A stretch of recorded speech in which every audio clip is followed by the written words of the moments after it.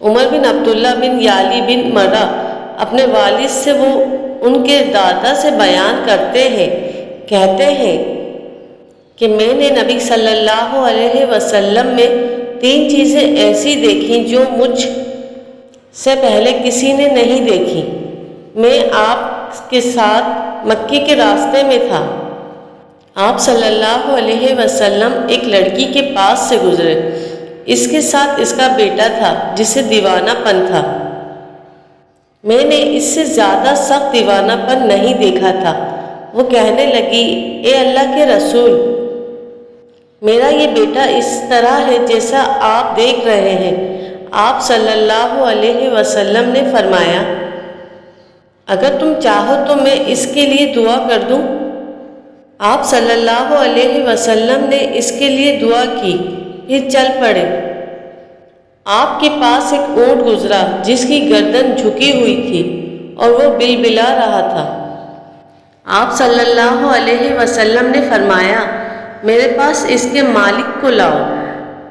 آپ صلی اللہ علیہ وسلم نے فرمایا، یہ اونٹ کہہ رہا ہے کہ میں ان کے پاس پیدا ہوا، پھر انہوں نے مجھ سے کام لیا، اب میں بوڑھا ہو گیا ہوں تو یہ مجھے نہر کرنا چاہتے ہیں۔ پھر آپ صلی اللہ علیہ وسلم چل پڑے۔ آپ نے 2 جدا جدا درخت دیکھے۔ آپ صلی اللہ علیہ وسلم نے مجھ سے کہا، جاؤ انہیں حکم دو کہ جمع ہو جائیں۔